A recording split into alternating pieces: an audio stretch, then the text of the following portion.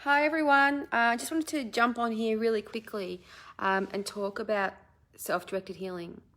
The reason for this video is that I see a lot of posts on Facebook and different forums, different platforms, talking about and people asking questions about why doesn't NLP work? Why am I still not healed? Why am I still being triggered if I've gone through so much healing? What's the problem? Honestly, I see, I keep a pretty good tab on what other people are doing and what's happening around the world. And there's this constant theme of people saying, how much is too much? When is it going to be enough? I've done so much work. When's this going to end? Why isn't it working? Previously in the business, when I was talking to people over the phone about training, they'd say, why is this any different? I've spent $100,000 on my well-being over the last few years. What's so different about SDH that is going to do something that none of these other ones have done? That's a really common question that we get. Another thing I see in a lot of the groups is, people have studied, emotion code or NLP or kinesiology, and they say, but how come it's not fixing this issue? Why is this still coming up? Why am I still being triggered? So I've been wanting to come on for a little while now and answer this really important question for you. Why is it that so many of the other modalities don't work? And what is different about self-directed healing? Why does it work when the others don't? Why is self-directed healing the one that is going to be a great choice for you as opposed to all of the others? And the answer is pretty simple, okay? We have grown up in a society that tells us that feeling our negative emotions is bad. Being angry is bad. Little boys are told don't cry, right? So we've literally grown up with a culture in every country, really, of you shouldn't feel this way. If you're depressed, there's something wrong with you. If you're angry all the time, you've got issues, you've got problems, It's been drilled into us and drummed into us our entire lives that feeling these perceived negative emotions is bad. Therefore, we are programmed to do everything we can to avoid feeling them. And as a result of our subconscious determination to avoid feeling, we've also come and created a whole lot of modalities, a whole lot of different ways to heal, which don't involve feeling, because it's anti-intuitive. We don't want to feel. We're trained not to feel. We're told not to feel. So what I'm trying to say here, maybe in a really long-winded way, is if it doesn't matter what form of healing you do or you take on or you learn or you become a practitioner in, if you are not encouraging your client to feel, they will not heal. It's really that simple. It sounds cliche, but it's true. We live our entire existence from our heads. We are educated, we are brought up, be pragmatic, be smart, be sensible, don't be emotional, overly sensitive, not good, not good. It's all seen as negative, okay? This is actually the main problem, because we've been so taught not to feel and told not to feel that we have failed to recognize that feeling is the only way out. So if you're doing EFT, or if you're doing tapping, or if you're doing neuro-linguistic programming, if whatever you're doing to heal is making you think differently but is avoiding you feeling, then all you're doing is working on a mental level. And you might be able to have a different outlook mentally, but that is not going to stop you from getting triggered. It is not going to get rid of the emotional pain, energy, and emotion that is stored in your body from all of the trauma and painful events that you've been through in your life. It is not, because those emotions don't live in your mind. They don't live in your head. Emotion lives in your body.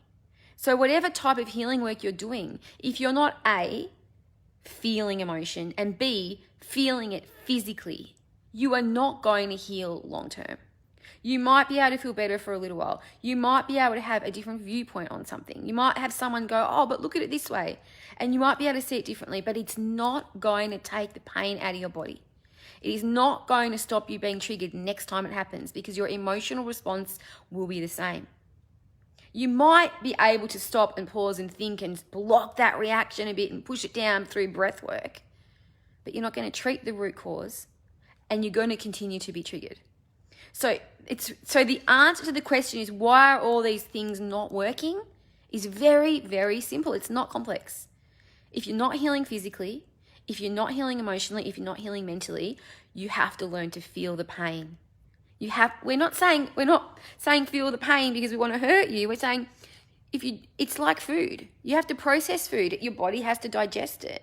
You can't just like push it all down there, leave it in there and never let yourself go to the bathroom. You're going to be sick. It's the same with emotion. We push it all down and we drink alcohol, or we go gaming, or we go online, or we go shopping, or we go dating, or whatever it is that we're doing to avoid feeling. We see a psychologist because we want to talk about it, but we don't want to feel it. For as long as you are in your life and you are not feeling your emotions and feeling them in your body, you are not going to heal them at the deepest level.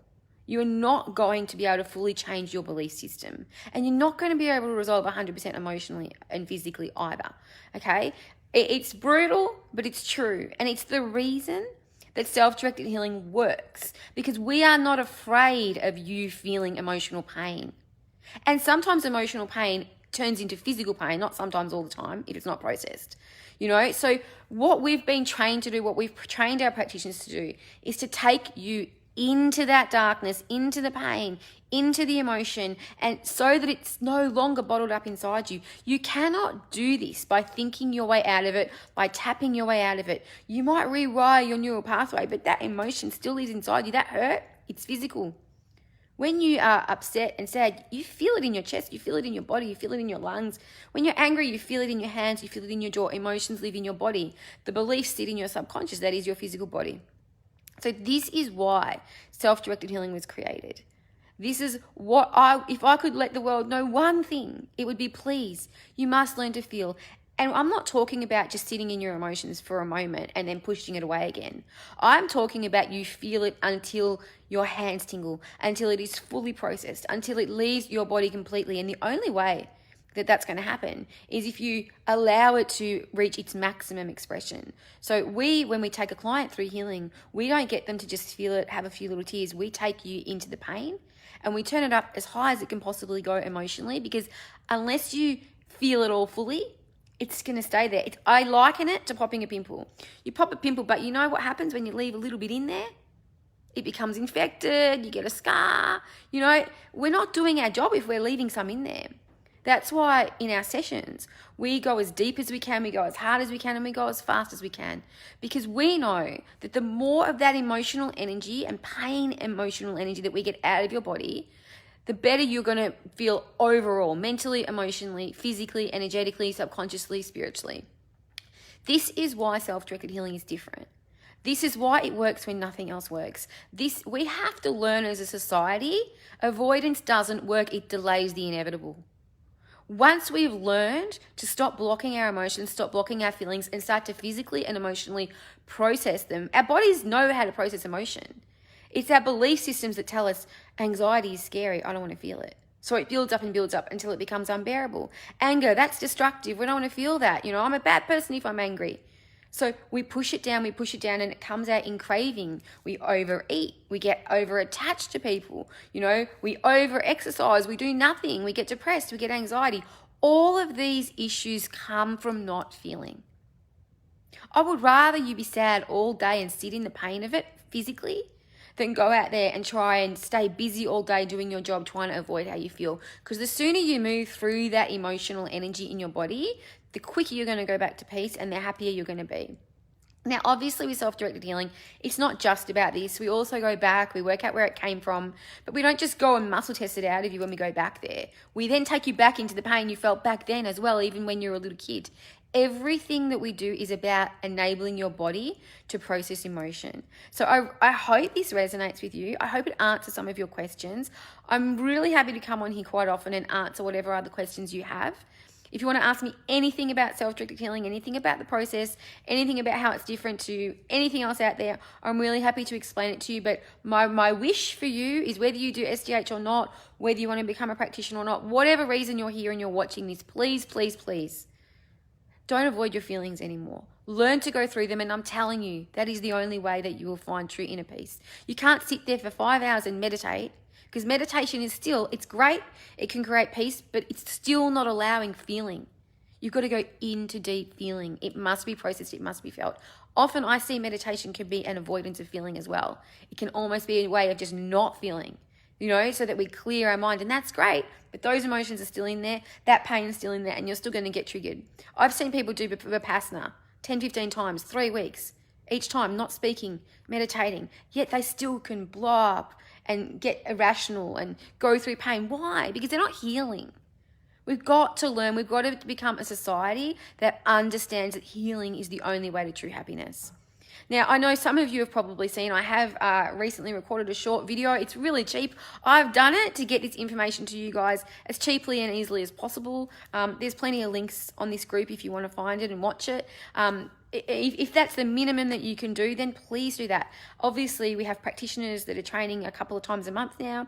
They're coming into this group. They're looking for sessions. There will be more coming, even if it's a little bit quiet now. It will pick up and get busier the more people we train. So I hope that you've got something out of this video. Please, if you don't agree with me, tell me down below.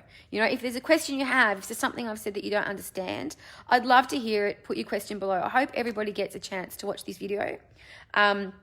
I'm Claire Besley. I'm the CEO and founder of Inspirited. I'm the creator of self-directed healing. I think it's been over 8 years now that we've had self-directed healing out there in the world. We're becoming global. We're growing. It's really, really exciting times. And my mission is to help people understand that the only way to heal is to start to feel. Okay? So please think about that before you go to bed tonight. Sending my love and best wishes and compassion to you all. I know times are tough for everybody out there, but all we can do is heal ourselves and watch the world around us heal. Thank you for listening.